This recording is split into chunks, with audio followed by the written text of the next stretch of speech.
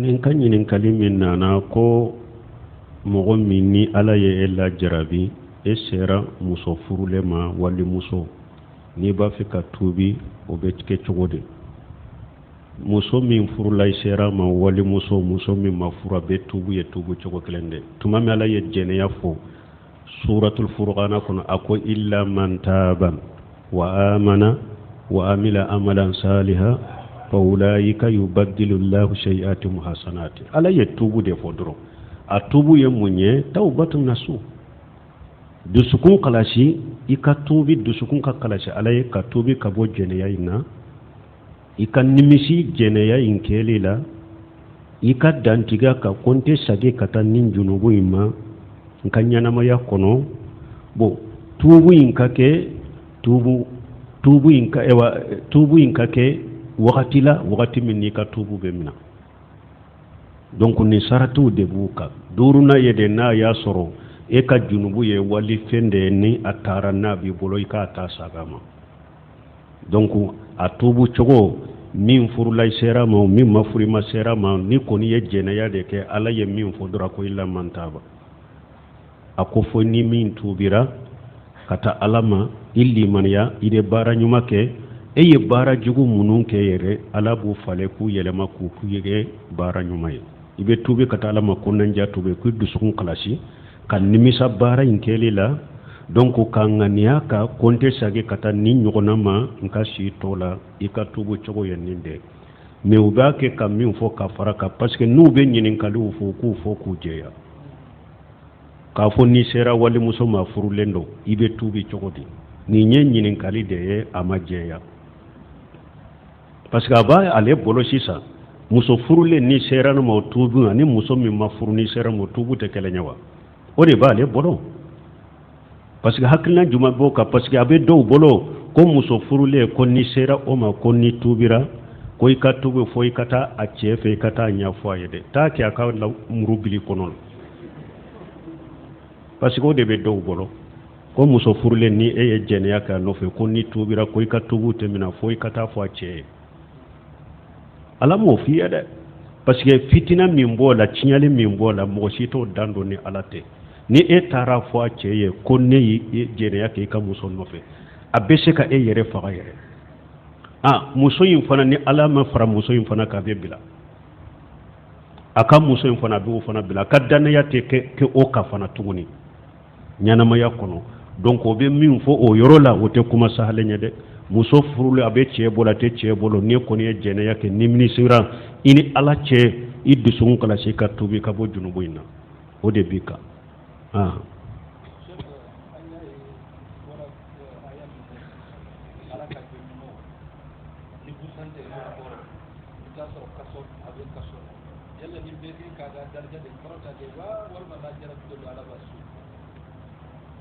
bon ko an bɔra ko minnu na ko ala ka jɔn ɲuman diɲɛ ɲɛnamaya kɔnɔ komi an ɲɛ kisa minnu nati tafsiril na i b'a sɔrɔ ala ka jɔn ɲuman diɲɛ ɲɛnamaya kɔnɔ i b'a sɔrɔ ni busa ta a kɔn na yɔrɔ min i b'a sɔrɔ wala jarabi dɔ gɛrɛntɛ dɔ bɛ na fitina ni fɛn dɔ b'a kan mais insha Allah ni ala y'an sin sera ma ni kɛnɛya la suratul ankabut bɛ daminɛ ni o de la jarabiliw suratul ankabut bɛna daminɛ ni o de insha Allah n'an sera o yɔrɔ ma o bɛ pɛrɛ-pɛrɛ latigɛ mɔgɔ min ka limaniyaw bɛ ɲɔgɔn ye cogo min a ka lajarabi b'o cogo de la o de y'a to ciden ɲininkana mani asaddu nasa bala'an qala li anbiya summa li amsalu fa li amsalu o ko ciden ma ala bɛ mɔgɔ juman lajarabi diɲɛ kɔnɔ ka tɛmɛ bɛɛ kan ko nabi ɲuman a ko nu olu bɔra ye hadamadenw ka limaniyaw ka girin ɲɔgɔn ye cogo min lajarabiw fana ka girin ɲɔgɔn ye ka taa o cogo de la a ko ala bɛ jɔnw lajarabi jɔn min ka limaniya ka giri ala b'i ka lajarabi giriya min ka limaniya ka fɛgɛ fana lajarabi fɛgɛman de bɔ bila o kan lajarabiw bɛ taa ni limaniya de o ye ala ka taasira de insha Allah n'an sera suratul ankabut o bɛ fɔ ni lajarabiw fana tɛ mumini tiɲɛlamaw ni mumini galontigilaw tɛ dɔn lajarabiw fana de bɛ kɛ Abdurrahman Sadi b'a fɔ a ye tafsiri la o yɔrɔ la a ko lajarali bɛ de bɛna kɛ kalikiri komi fa ni nege donna fanna ni ibe fan finyala na be nege nyuman na juguma bonyogo na cogo mi de fa nege mitasuma abe nege nyuman na juguma bonyogo na cogo mi abe sanu nyuman na juguma bonyogo na cogo mi de akol la jarabi fana de be do nyuman mu'minu ni munafiqu bonyogo no cogo kelena Cheikhul Islam Ibn Taymiyyah fana ko akol la jarabi be komi temede ni be temeke ka nyotente ka mugu ni fem bonyogo na cogo mi la jarabi fana de be mu'minu haqiqaw anu mu'minu galontigalaw ka mu'minu kono la jarabi de go bonyogo na inshallah nan shero yoro la faram fansha bena wa alaikum salam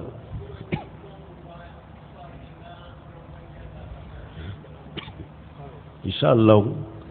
ko kuno ale ye kuma min fo aba fi an ka faranfansha di jamama wala woye jumaye ni jora sallila isigi cogo i jo cogo sallila sen fula cogo sallila ni jolendo aye kuma min fo akanyi ni hadamaden jora safula sen fula ni jolendo sallila sen fula jo cogo ibi ka sen fula jo komi i ka laada la sen fula cogo ye min ye i ka joli la sen fula be jo o cogo de la ni be salli la pour ka perepere la tigi i kaman fula hakke min fule nin ye i sen fula joli ka kɛ o hakke de la i kaman hakke min fule nin ye sen fula hakke ka kɛ u ka jo salli la o cogo de la i ka sen fula joli natureli ye min dan cogo ye min ye joli la u jo o cogo de la ni be salli la sebo tumbe o de ke ukungu ka seun jo a jo cogo de la salli la ni ubu seun gere ɲɔgɔn na fo alikaba kuru fura mun be maga ɲɔgɔn na fo ka alikaba kuru fura be maga ɲɔgɔn na wala donikibaw ko aka sen fula jo a jo cogo la alikaba kuru fura aku gere ɲɔgɔn na alikaba kuru fura ka maga ɲɔgɔn na hari n'u ma maga ɲɔgɔn na u ka bila ɲɔgɔn tile la alikaba kuru fura mais ni sen wagara dɔrɔn kamaw be bɔ ɲɔgɔn na parce que safa yire tileli be keni yoro fula de alikaba kuru fula ka maga ɲɔgɔn na ubu ka kɛ ɲɔgɔn tilela ani kaman fula ka maga ɲɔgɔn na n'u ko ka safa tile be keni yoro fula de alikaba kuru furaw olu ka kɛ ɲɔgɔn tilela ani kaman fula ka gɛrɛ ɲɔgɔn na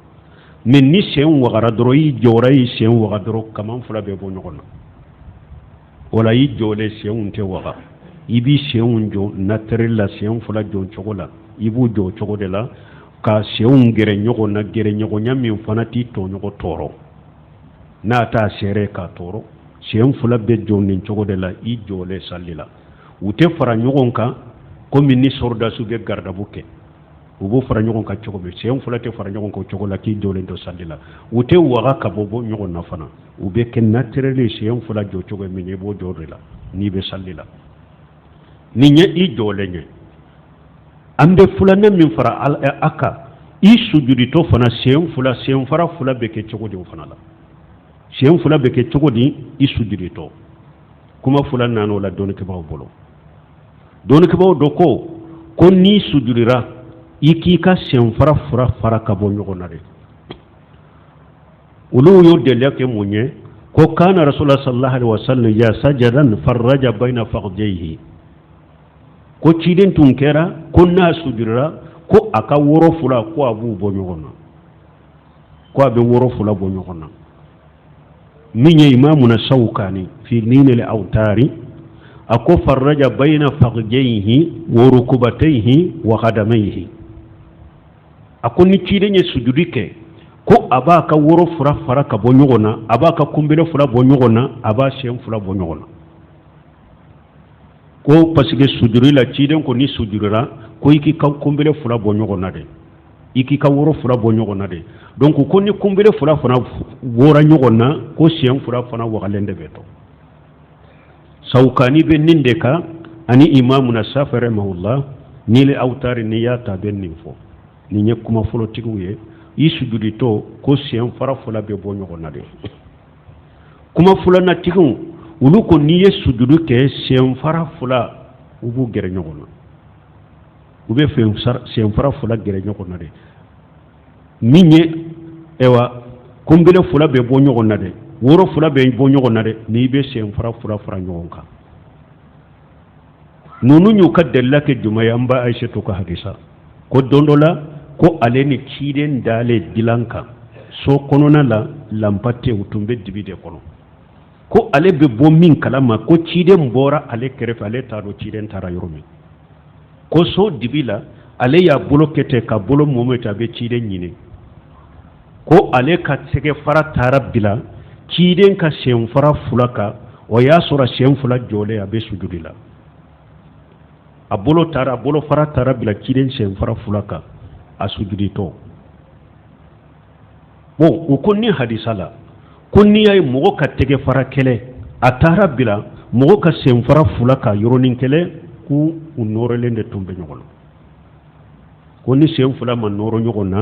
ko ale ka bolo fara te sika tabila ciden ka sen fura faraka kuma fulana tiku ka delay ninye min ulama il muasirina an ka wakati doni ke bago la munu nyen ningiriya no be ninka Sheikh Muhammad ibn Salih al-Usaymin rahimahullah ani Sheikh Albani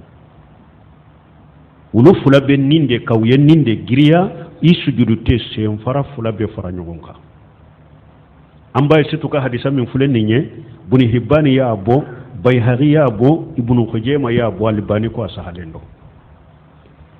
bunu khujayma kuniye bonda da ko babun wadi'u al-aqbayni babun dammul al-aqbayni bunu khujayma ye bonda do kon ni nye bonda e min hada madin suntonto fula ibu fara nyogon ka sujuru lade babu dammul al-aqbayni fi sujudi ni be sujudi ke sen fara fula ibu fara nyogon ka bayhaqi fana ye bonda do babu ma jaa fi dammil aqbayni fi sujudi kun ni nye bonda ye bonda min nana ko ika sontonto fula ku fara nyogon kade ni be sujudi ke ni be sujudi la wala uye kuma mingiri yanko kuma fula bala menye ewa munun fo bunu shemina rahimahullah ani Sheikh Albani ulube minka ni hadisa yin koso i sujudu te sen fara fula ka fara nyogon kade me i jole sen fara fula ka jo sen nyere dan chogo jodi chogola me i sujudu to sen fara fula ka gere nyogona antumbe min fonde nyawoy ninde bolo fara ibe bolo ke ewa ibe sujudu ke bolo fula ni nyogonje minye ewa itege kalaw ibe ulu bo duguma minye ewa ni antado bamanan kana kaman korola ibu ulu fana boy kerefera la u kana gere kerefera me kana waga ko jugu fana u fana ka ke hakela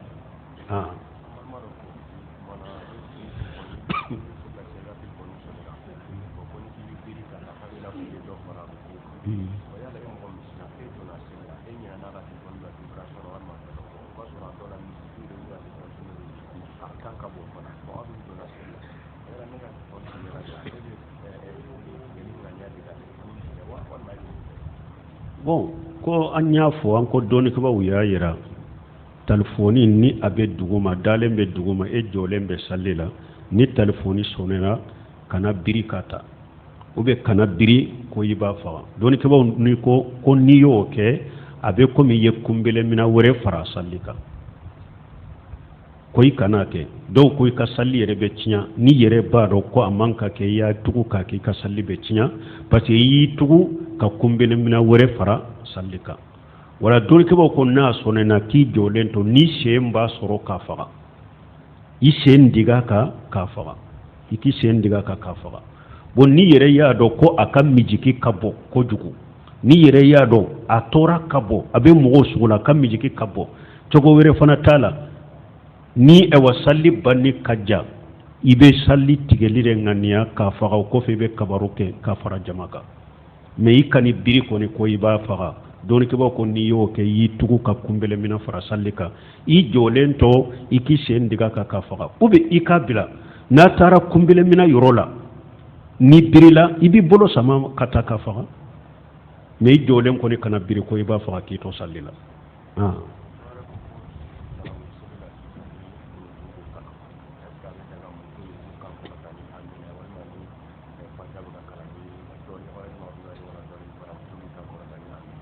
bon ko do ko ni ambe wa sungalo nafila la ni kunutu be kala yala musobu kan korota ka amina fo ani yala ni alimami ko wala dalil muso ba fo amina la muso te nunu fo ciden ko muso ko ni misiri la hari alimami na trompe la ciden ko li sabbihu rijal wa li safiqu nisa ako hari ni alimami trompe la muso kana kuma ka subhanallahi fo cewude ka fo subhanallahi mais muso ka tegere de fo akana kuma donc amina nunu muso ti kan korota na kulu fo muso na kelembe salla ka sokono salle munum be bange don ke ba ko abu bange mo ko ni muso be salli rola wali cewbe o ba kamma ba ka salle gundare donc wala amina nunu muso ti kan pereni nunu ye kan nunu fo ce jamanyana aba kamina fo anen ko rada jukuro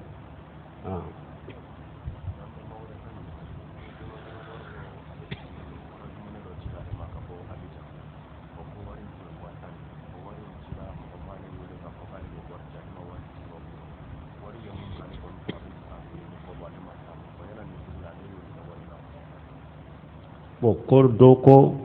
ambalima doko ku do ye orange mone we watanci ale ka orange mone kono ale ta do mo mi nyaci mo ma ale wole wore nyeminke ale ko be sankele bo wata le ba ke chokodi bo na ma tigido aka wori mbo ka sadakati tigi togola ala ba tigido aba la sama kabila ka kontula ale ka bo be komi tomuli fe ni ye fentomo sankele ya tigi nyini ma ye donc ni sugu aka bo ka sadakati tigi togola na soro ale yere fantay na ya do aka bila kono fo kata jinya wuli na tigi nana aba sarade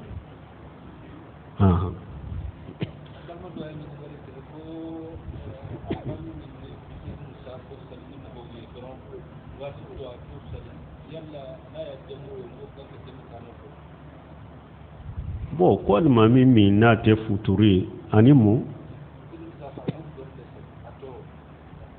ko abe futuri ni safo do ndre salini jama ko ato salini jama no ye jamu ko be jamu ka no fewo wote jamu saratila ko ni almami ni min te farda duru salini yo kana jamu ke ni ye wote jamu saratila abe farda munum manke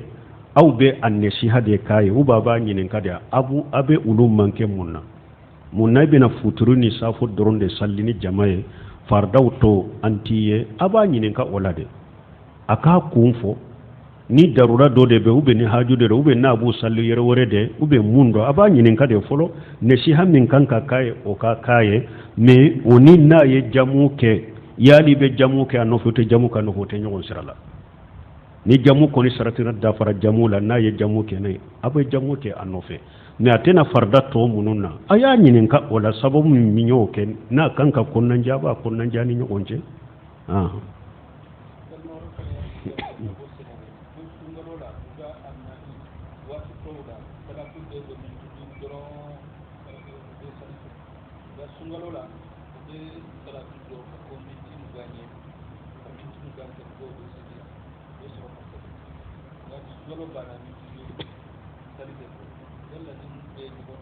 bo ko kalmami ko ewa ni sungalo do bo salatu ani salli chemiti muga men ni sungalo to militi duru nimbe mo munum ben nunun ka yu nyinin ka de folo ayu nyinin ka de folo sababu min nyato nubu ke ani abbe nyogon bila sirami ka kunan jamin ke nyogonye aba ke nyogonye bonni aw nyinin karan ninna awnta do ninkera ku min kama ube sababu min kama ube yala kera uba make anta do nunu na nyogona na kera mimba ke folo aya le de nyinin kala folo a sababu de nyinin ka folo na ye sababu min fo ola donc ni o sababu aw madelila yo wala abese ka doni ka bawu nyinin ka karasa sungalo la lebe salatu bo wakati cheni militi mugade ko ale ba ke nin ko inde kama yala nin ko nye sababu yewa nin kanka kewa akanka tigi nyinin kade munna ibe ninke aka nunundo folo sana ka nyinin kalu do uka donc ambe nyinin kade gorobali min fo na ya soro atigi ba kede ni sungalo do salatu kabbo fo militi muga nyogona o ko fe salle ka ke lili mustaki be min fo konni hakke de kanki yere mina fajiri la yawa ni suguri dun ni ye suguru dun i kan ka nin leri hakke ni militi hakke de ke ki yere mina sani salatu ka bɔ sali wagati ka se n'a y'a sɔrɔ a b'a ko de kama dɔɔni kɛ bɔ ko della t'o la suguri dun wagati bɛɛ jeydi bun arqamu ye ciden ka sujudu wagati suguri du wagati fɔ a ko ciden ka suguri du ani wa salli ka kɛ aya bi duuru ɲɔgɔnna kala hakke mais o y'a ye ciden ka suguri du wagati de fɔ mais nin kɔrɔ tɛ ko ni ciden ye suguri du nin wagati la tun b'a yɛrɛ minɛ ka bɔ ji ni mini na nin wagati la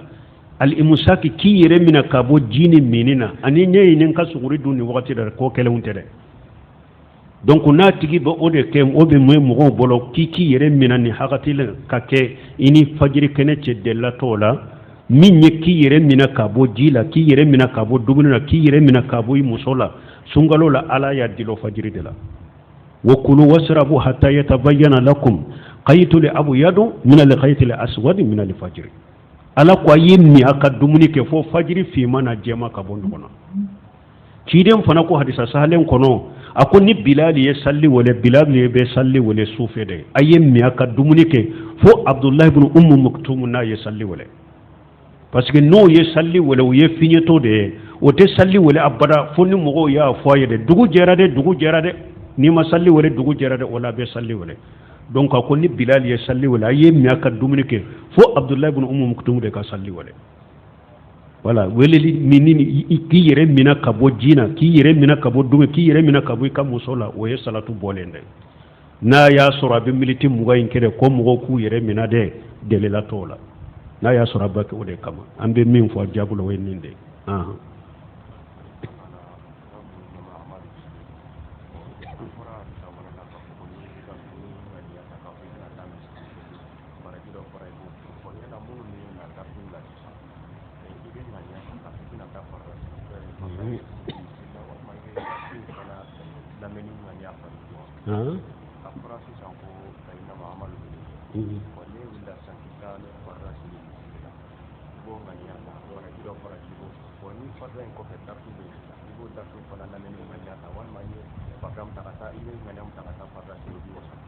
bo ko ciden ko inna mala amalu binniyati ko ni mogo min nana misiri la shakana dresul la mede bo ni farda fana nana e bo nganya de wa e nana ni dresu ngane o farda yire jora sallira o nganya te fe ngore ciden ko inna mala amalu binniyati wa inna mal likulli imrin ma nawa ciden ko bara shide te se ka kenna ma nganya bara te se ka nganya ko ina na dresu de kama o ate se ka kenna ma nganya iye farda soro ya wi sallira o a bebe ke ni ngania kelende ciden ko bara si tese ka ke nama ngania de ne iye min ngania sa o de be kiye ngania kera min kama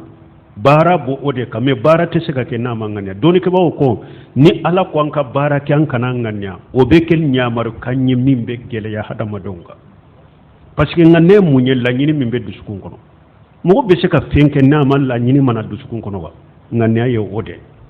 donc ina na deresu de kama o ngania kelende do e na na farda yi soroyo iye farda fana salli kan ngania iya fana ngania de ne ngania on ka ala kama ko de do innamal a'malu binniyat wa innamal likulli imrin ma nawa iye ngania ke min kama o de be sabi me foi tese ka ke na ma ngania aha donc ambe min fara ka do tu nyenyin kalike ale tu nya nyinan fi anka awojo do ci alema ne minye vocal privé ko to ko ci ñinin kali na maso oma ambe ñinin kalu ke globali de l'encadré so kono ko e wani fatuli kera tile saba sadakati bo munum beke tile wolon fula sadakati bo munum beke tile binani sadakati bo sanyere ma sadakati bo ni sadakati bo sugu munum fulen ni nyen ni fatulu kera ni num be ye bidiyai su fatule tile saba sadakati bo bidiyado tile binani sadakati bo bidiyado anka bila nyere ka kalo anka sadakati bo anka suye bidiyado anka bila nyere ka sanyele anka sadakati bo anka suye nunum be bidiyai abaraji tese suma au munu nyaka te baraji sorabe jurumu de sorola ciden ko man ahdatha fi amrina haja ma laysa minhu fa huwa radd ciden ko nin dina min fulen ni mo min ye ko kura do ala ka soron kan nya mariya taka ikabara be sagima ala fe lagara saratiye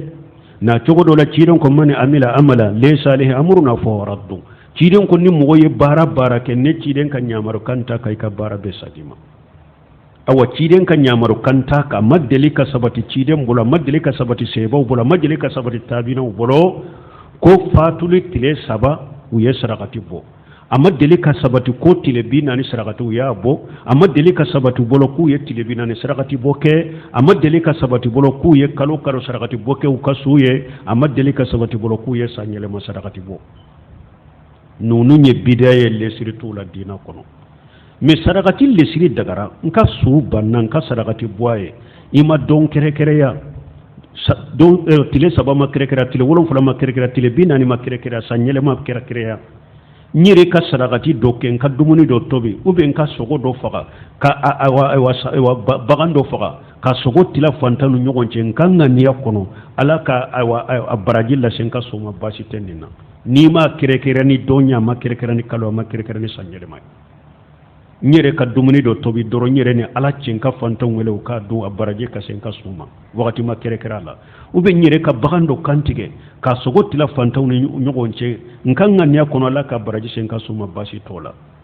me doni ka ba ona tabe yere ni be sarakati boy ka e wasu yede ika ke woriye ode ni dusun kala ka suru ode ye ko dogolenye e yere ni alache fantan do be ka wori hakke do taka dama kan ngania mbasu abaraje ka sama mfasu abaraje ka sama haro fana ka kausa dumuni ne parce que dusun kala si bola o dogolen do ka to me dumuni ko ka awa mun kanyin ka temen ni fana beka duwawu min kanyi ka temen ni fana beka hari sadaqati bo sugu min daga ka suye min kanyi ka temaka duwawu de do parce que an ka cide sallallahu alaihi wasallam tumama fo ako ija mata ibnu adam in qata amalu illa min salas illa min sadaqatin jariya aw ilmu yuntafau bihi aw waladu salihu yadula dombe suka herado katemambeka donye doni ke bay katemambeka ala ka cide jombe suka nafado katemambeka ala ka cide jombe yere kan nafado katemembeka ala ka cide ewa ciden ko ni hada maden sara ika bara bettigira jiyan kono fo e yere ye sadaqati munun ke bara nyuma munun ke no bara baraji be marashi kofe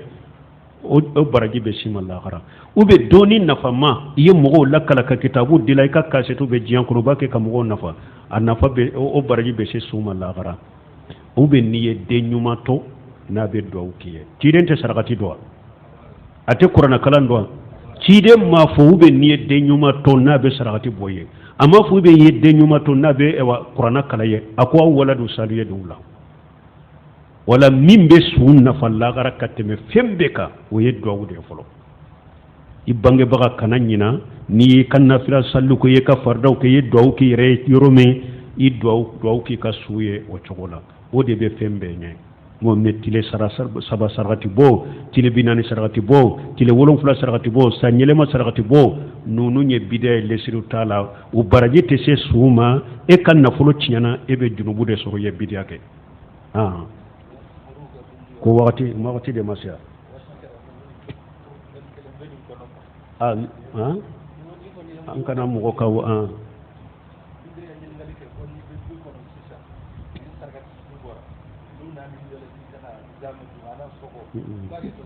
bon doni ke bawo har kono nye bahasu ke ninka ni sadaqati sugu munun fulen nye parce que anya fo chogo me anta fe ka mugo fana toro ni wakati sera nambe wakati lateme ni sadaqati sugu na anana dingma sadaqati dumuni na dilala bidia dode kama doni ke bawo ko dumuni kanatu wala taawanu ala al-ismi wal udwan parce que ne dumuni mina ya do iyu tugi deme be junubu ni bidani ala soso iyu deme ala donc iman ka dumuni mina ka do ikan ka sagi atigima subhanakallahumma rabbana bihamdika ashhadu an la ilaha illa anta astaghfiruka wa atubu ilayk